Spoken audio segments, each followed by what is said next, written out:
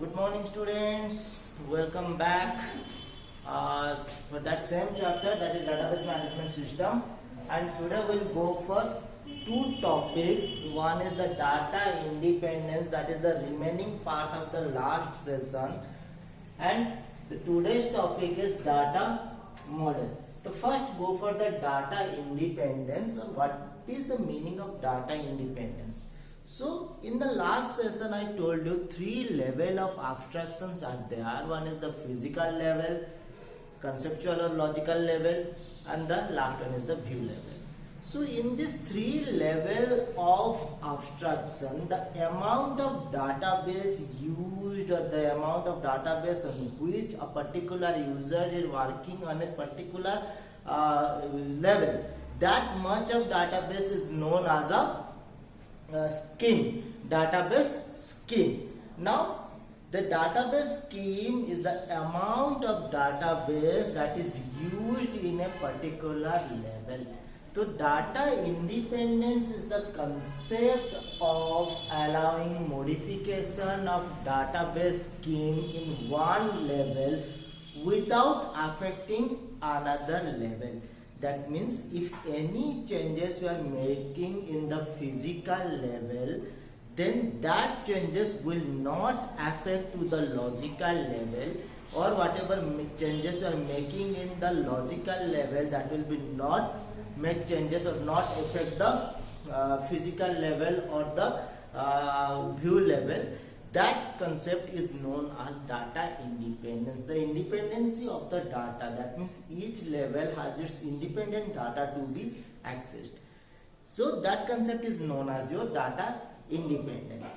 Here in case of data independence, two level of data independence are there, or two types of data independence are there. One is the physical data independence, another is the logical data independence. Now from the name the definition can be derived. In case of physical data independence, whatever be the scheme of the physical level, suppose we are changing the data at the physical level, or we are changing the database at the physical level without affecting the logical level, is known as physical data independence.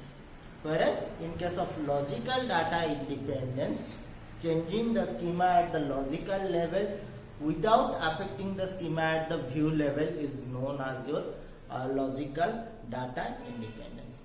So now come to the database model. Database model, as you know, the meaning of model means to represent something, or before doing or before going for a main course or main kind of activities, if you are going for any rough work or preparation work, then that kind of thing is known as a model. Sometimes you have a model of your science exhibition. If you have a model, those are what you have seen in fashion show as catwalking the model. And actually these are not the actual thing. We are going to show something for that.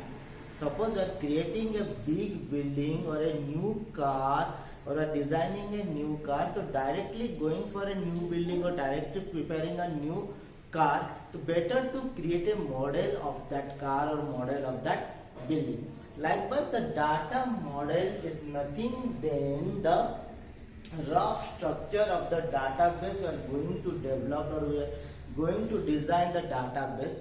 The data model is a rough structure of that data model. So there are different kind of data models are there, like relational data model, hierarchical data model, network data model. Now today we will go for the relational data model.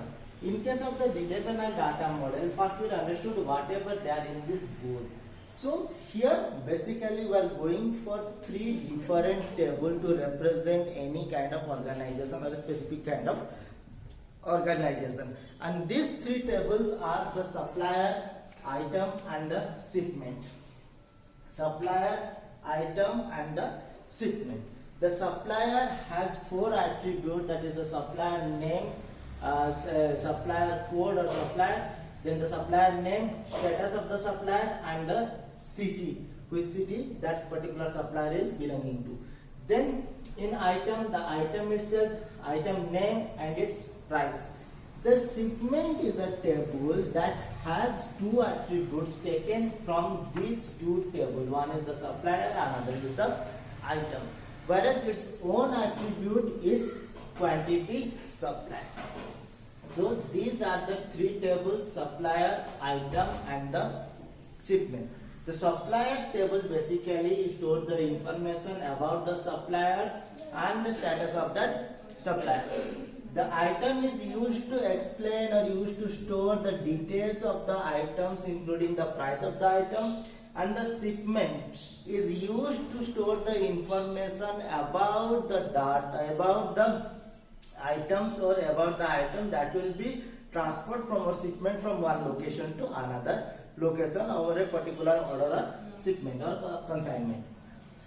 Now, in case of the relational data model, the data is represented in a relation of rows and columns. That's why this is known as a relational data model. It is represented through a relation of rows and columns, as here we are creating the three kind of diagrams. One is the supplier, item, and the third one is the shipment. Now, representing the database in this way or creating the database in this way, that is nothing than a relation of rows and the columns, is known as relational database. And one more kind of relation is that is the relation between the different tables. Now come to the data with the table or with this particular model. Now first come for the supplier table. In the supplier table we have 5 different kind of supplier: Britannia, New Baker, Mother's Dairy, Cookies and Haldiram. They have their own supplier code. Now in this SUPP we put, or I put a hash mark here, because to indicate that this is the primary key. Later on we'll go for what is primary key and we'll learn how the primary key will be set and what is the use of the primary key. But before that, just for now, this hash indicate it is a primary key. So the primary key of this table is supplier, this table is item, and this table has no primary key because the table itself derived from supplier and the item. Item और supplier दोनों से ये derived हुआ है. That's why this particular table has no primary key. Remember the statement. This particular table has no primary key. So in this table, supplier table, we have Britannia, New Baker, Mother's Dairy, Cookies and Haldiram. And the status is 10, 30, 10, 50 and the 40. And these are the cities, these are the normal information. When you go to the item, then we have same thing, item code or item number, which is the supplier, which is the primary key. And the item name, that is milk, cake, bread, milk bread, plain biscuit, cream biscuit, ice cream, cold drinks and namkeen. And along with that the price. Now here we are creating or integrating the data. In case of advantages of database management system or advantages of database, I told you integration of data. This is nothing than the integration of data. And in this particular table, you can understand about the integration of data, inconsistency and redundancy. Now first go for the your integrity of data, because in this table whatever we are getting the data, 90% of the data we are retrieving or deriving from the supplier table and the item table. Now how it's work? Now see, in this table S1 is the supplier. S1 supplier is nothing than the supplier name is Britannia from the city Delhi.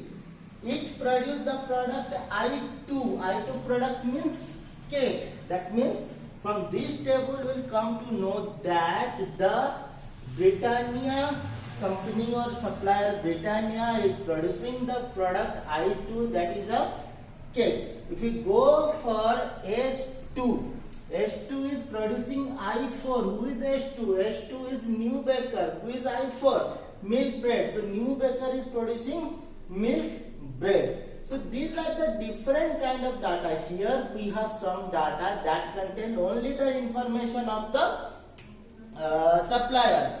From this table we are unable to get the information which supplier is supplying which kind of product or which product is supplied by which supplier. But suppose come to this particular table, that is the item table. We have the information about the items, but we are unable to get the information which item is supplied by which supplier.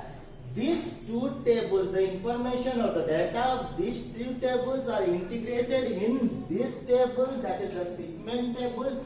After getting or after reading or after studying the shipment table, then only we'll get the complete information about this database. Now these are representation, or this is the representation of relational database model, in which I told you how integrated or integration is done, because the table shipment itself contains some item from some attribute from supply table, some attribute from your item table. So that is called integration or integrated of data. Now come to redundancy. Now what happens in case of this? If we have only this table, then we have to store the details of the item over here, because if we have only this table, then we have no any idea, without having any idea which supplier is preparing or which supplier is supplying which kind of item. So here the data item code, here we have to store the item, again here we have to store the item, again here we have to store the item, if integration is not there. And if integration is not there, then what happen? Redundancy appear. The same data is storing over here, the same data is storing over here, and the same data is storing over here also. That is the duplicacy of data, and that is the cause that is known as the redundancy. And when we have redundancy, we have inconsistency. Now what happened? Here I am storing S1 Britannia, okay, and here also I am storing S1 Britannia. The code is Britannia, and the table name is subshipment, in which we are storing the information, that is the supplier name and the supplier name and the supplier code. S1 is the supplier code, the supplier name is Britannia. Here we have to store, again the same thing has been stored here. Now what happens? Suppose the new baker is a new company, he want to change the setup, or he wants to transport his setup from Mumbai to Pune. Then what happened? Here we have to change the value Mumbai to Pune. But what happened? The value stored in this table cannot be changed, so that this table, the data stored in this table will be wrong automatically.